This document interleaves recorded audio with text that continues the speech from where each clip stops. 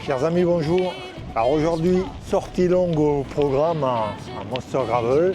Je me rends à côté de Sète pour récupérer l'ami Thierry Crouzet, qui est le traceur de la 727, qui aura bientôt d'ailleurs lieu concernant le départ de la 727 Gravel. Et aujourd'hui, au milieu de cette sortie longue, une petite thématique puisqu'on va rendre visite à un artisan génial, Eddy, qui va nous présenter ses vélos Gastaboy, des vélos en bois, des pures merveilles. Alors si comme moi vous n'êtes pas encore prêt ou forcément fanat pour rouler avec un vélo en bois, on ne peut qu'être admiratif devant le travail et devant ces œuvres d'art que sont les vélos finis. Allez, je vous amène.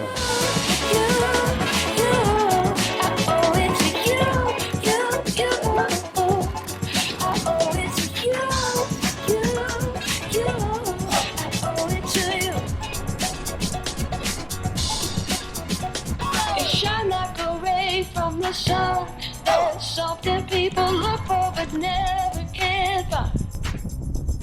I swear you're the gold I've been running for. On it like I woke up and wanted to run.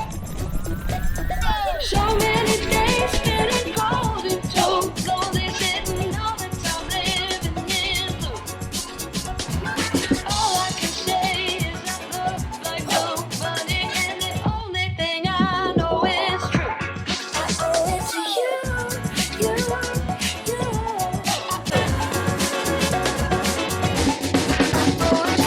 Donc nous voilà arrivés à Villeveyrac avec Thierry là, et on arrive chez Gastaboy. On a été accueillis par Eddy, savoir qu'il depuis peu il y a un café cycle donc, qui a été ouvert sur le site de fabrication. Oui, au-dessus de l'atelier que mon frère tient, Lucas. C'est lui qui gère le lieu et moi je fabrique les vélos en bas, donc on mélange ces deux petits univers. Un petit univers super accueillant, super cosy. Donc pour ceux qui roulent route, gravel, VTT dans le coin, n'hésitez pas à vous arrêter, vous serez bien accueillis et les produits sont sympas. Apparemment c'est Lulu qui fait tout. Lucas, la cuisine, tout fait maison, tout soigné, on ne regarde pas les calories, juste on se régale. Donc là non plus, il n'y a pas de tromperie sur la marchandise. Ah non. Donc Eddy, tu peux te présenter en quelques mots peut-être? Passionné vélo, passionné bois, j'ai mélangé mes deux passions et du coup j'ai monté la société Gastaboy. Je fabrique des vélos sur mesure, des cadres en bois et après on équipe chacun à la demande, donc à la carte. Chacun fait son petit vélo avec un cadre de chez nous. Tu peux nous rappeler d'ailleurs pourquoi Gastaboy? Gastaboy, c'est le gaspilleur de bois en patois occitan. Et c'était le surnom de mon grand-père, Denis. Et c'est lui qui a créé l'atelier en 62. On a récupéré l'outil de travail, on l'a transformé pour faire des vélos, mais il est vraiment dans son jus encore juste en dessous. Ouais, donc c'est une famille de cyclistes aussi, parce que j'ai vu Quentin à Venue du Vélo samedi. Il m'a dit qu'il avait des pièces pour ton papa. Donc, ouais, alors c'était pour mon beau-père. Et pour ton beau-père. C'est le mari de ma mère, mais en fait côté mari de ma mère, c'est vélo, et côté paternel, c'est le bois. Donc c'est vraiment toujours un mélange d'univers. Et Quentin m'a dit qu'il roulait avec toi également hier, et il m'a dit Eddy, il envoie du bois. Ouais. Donc c'est. Alors ouais, c'est un petit jeu de mots, mais on essaye toujours de faire honneur un peu à ça, quoi. Donc et puis bon, après Quentin, il avance pas, quoi. C'est pour ça aussi. Ouais, c'est vrai qu'il est un peu, il fait ce qu'il peut. Mais ouais. Donc Eddy, fabrication de vélo, tu fais prioritairement du route et gravel et peut-être du VTT également? Alors principalement route parce que je sors de ce milieu-là. Gravel, je m'y suis mis parce que c'est arrivé et je me suis plié à ça et franchement j'ai pris goût, donc je propose aussi. Et VTT, j'ai fait le mien pendant le Covid. J'ai fabriqué mon VTT. Ça marche, ça fonctionne, mais il me faudrait encore le développer et le faire homologuer pour pouvoir le commercialiser. Et vu que mon créneau et ma spécialité c'est quand même le route, je suis resté sur des cadres route gravel assez engagés. D'accord. Ton process, c'est du vélo sur mesure, forcément. Et ça se passe comment? Le client, tu le rencontres, ça peut se faire par téléphone? On peut le faire par téléphone. Il y a des clients que j'ai rencontrés que le jour de la livraison. Mais par contre, il y a eu peut-être une dizaine d'appels où on a échangé, où je regarde leur Strava, s'ils ont Strava, ils m'expliquent comment ils roulent, quel vélo ils veulent, quel vélo ils ont déjà, pour comprendre un peu vraiment dans quel univers ils consomment le vélo, si on peut dire que c'est un produit de consommation. Et voilà, et de là, il établit le cahier des charges. J'ai besoin de 3 côtes, mais s'ils ont leur étude posturale, je prends aussi. Et après, le vélo est monté à la carte suivant vraiment les composants qu'ils ont envie. Les clients qui sont venus et qui ont visité l'atelier, quand on leur explique les délais, tout ça, ils le comprennent amplement, quoi. Quand on voit l'atelier, quand on voit la manière dans laquelle je fabrique, comment le bois est sélectionné, les fibres, les tensions, les moments de collage, tout ça, ils se doutent bien. Déjà, ils comprennent que c'est vraiment moi qui vais faire leur vélo et qui va sortir de là et qu'il va falloir attendre un peu pour l'accueillir. Je pense que ce qui peut attirer, c'est le fait de visiter l'atelier, de voir comment sort le vélo. C'est un peu comme on déguste un vin et qu'on connaît la cave, qu'on connaît le procédé, qu'on connaît le lieu, l'environnement et tout, on l'apprécie différemment que si c'est un vin californien où on n'a jamais mis les pieds. Exactement, puis l'anecdote, le clin d'œil, il est sympa parce qu'on a, sur la trentaine de vélos qu'on a, je crois qu'on a 7 ou 8 clients qui sont des vignerons. D'accord. Parce que je pense qu'il y a cette attache au temps de travail, à la provenance, au savoir-faire. Et je pense que c'est des gens qui ont le parallèle le clin d'œil était sympa, quoi, parce que ça s'y prête. Tu travailles principalement, j'ai vu, avec 3 essences, le frêne, le noyer et le chêne. Oui. J'ai commencé avec le frêne parce que c'était le bois théorique qui s'y prêtait le plus. Contraintes mécaniques top, élasticité top, tout ça.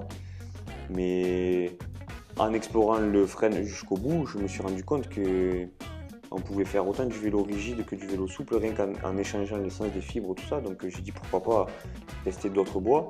On m'a dit le chêne sera trop cassant. Alors bon, j'ai essayé et je me suis rendu compte que le vélo il avait un comportement beaucoup plus réactif, beaucoup plus rigide. Donc je suis allé encore vers un autre bois, le noyer, qui lui tend vers le confort, la souplesse, plus léger.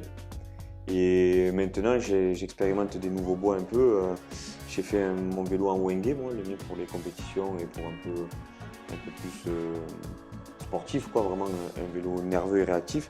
Et là j'en ai encore entré un nouveau, c'est du Padouk, c'est un bois exotique aussi, mais orange. Mais très très orange.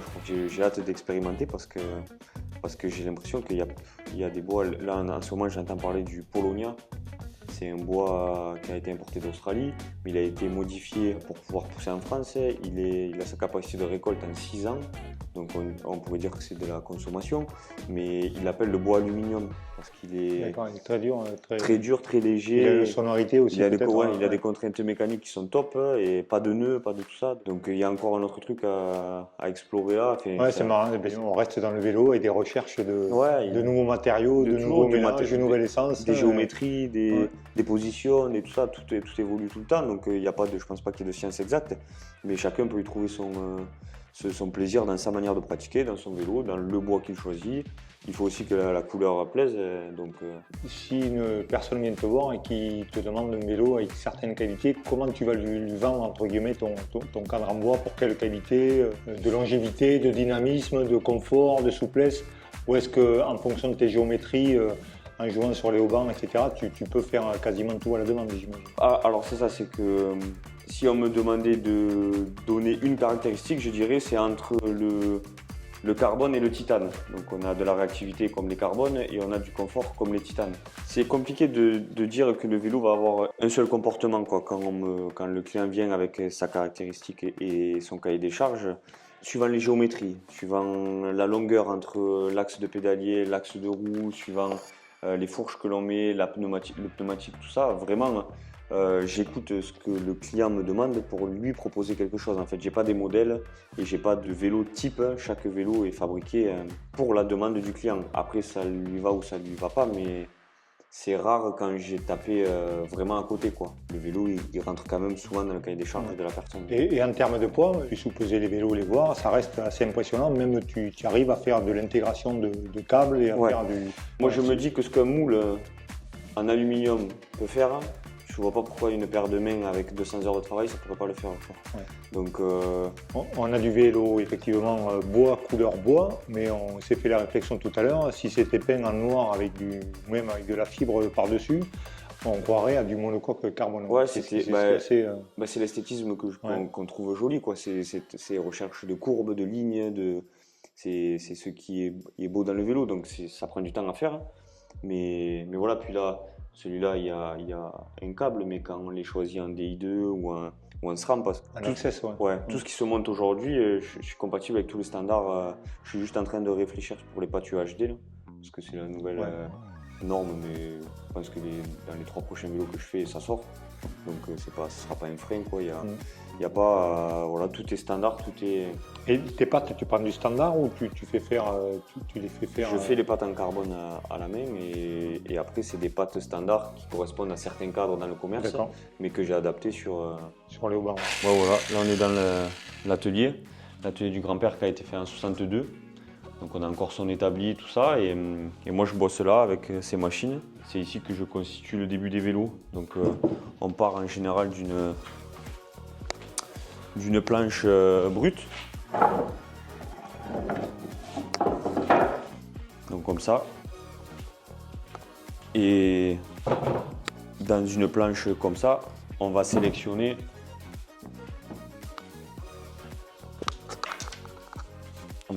des lamelles dans certains endroits pour pouvoir constituer les haubans. Les haubans qui vont être placés dans des moules, donc ça va être cintré après. Donc on se sert de cette technique pour faire des haubans et les bases. Et les bases, on vient les coller après sur un cadre. Et c'est une fois qu'on a ces bases qui sont collées avec les haubans, qu'on vient déterminer la longueur de l'axe, la forme des haubans pour jouer sur les rigidités, l'inclinaison des fibres du bois que l'on peut voir là en bout. On voit qu'il y a 5 lamelles et suivant comment elles sont agencées et à quel endroit de l'arbre elles sont prises, enfin de la planche, on a plus ou moins de rigidité sur le vélo. Donc ça, avec différentes essences de bois plus les géométries, on arrive vraiment à jouer sur la recette du vélo et à faire un vélo qui va tendre vers le confort, vers la rigidité. Et c'est là où le cahier des charges du client intervient, quoi. Donc ça, c'est du frêne. Et une fois qu'on a le vélo qui est fait dans les 3 dimensions, c'est là où il y a beaucoup de travail qui va s'effectuer à la râpe avec des outils manuels, ciseaux à bois, et on va faire toute la mise en forme. Et là, une fois qu'on aura mis ça et les bases, on va avoir que des surfaces carrées, donc avec des arêtes de partout.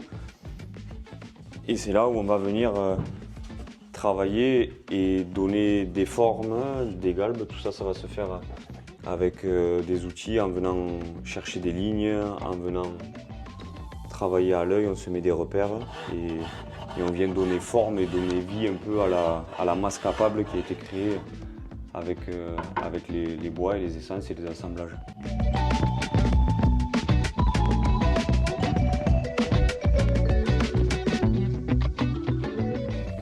Bon Lucas, salut. Alors toi c'est l'intendance. Oui, c'est ça, exactement. Ouais, on a créé le lieu en avril et depuis avril, moi je m'occupe de faire vivre le lieu, accueillir les cyclistes, faire de la restauration, expliquer un peu la fabrication des vélos quand mon frère n'est pas là, ou alors leur montrer vraiment l'atelier en bas, faire des petites visites et vraiment leur montrer le processus de fabrication et expliquer un peu l'origine de la marque, quoi. Ouais. Donc comme on en parlait tout à l'heure, ton plan c'est récupérer des produits locaux si possible. J'essaie de faire un maximum avec la cuisine locale. Donc tout ce qui va être les fruits, j'essaie de prendre les fruits qui sont travaillés dans le périmètre. Tout ce qui va être bière, jus de fruits, ça va être que des produits tirés de l'artisanat. Donc on a les jus de fruits qui sont du village, mais aussi d'un ami à Eddy du côté de Mazamet. Et on a les bières qui sont du côté de Sourmières. Et tout est travaillé de façon artisanale, c'est des très très bons produits. Et après pour la cuisine, moi je vais essayer de travailler un maximum du fait maison, donc de vraiment tout faire moi-même et avec un maximum de produits d'ici. Donc tu es ouvert quel jour? Alors ouvert du mercredi au samedi de 9h à 20h et le dimanche de 8h30 à midi et demi. Ok. Donc Si on passe dans le coin, on a une petite hippo, on fait le détour et puis la restauration elle est ouverte, ouais. elle est prévue sur toute la plage. On vient dans l'impasse, on s'installe et puis on peut casser la croûte, faire un billard ou alors se mettre à l'abri le temps que l'averse passe. Bon, le petit tour chez Gastaboy est terminé, il va falloir rentrer maintenant, encore 60-70 bornes pour rentrer à la maison. Donc Eddy, écoute, merci beaucoup pour ton accueil. Merci du passage. Et ta présentation, c'était sympa. Cool, toujours d'échanger avec des passionnés comme ça, là, des gens qui pratiquent sur tous les terrains. Donc tu verras la vidéo d'ici une semaine, si je ne me suis pas loupé, si j'ai pas fait de gros impairs.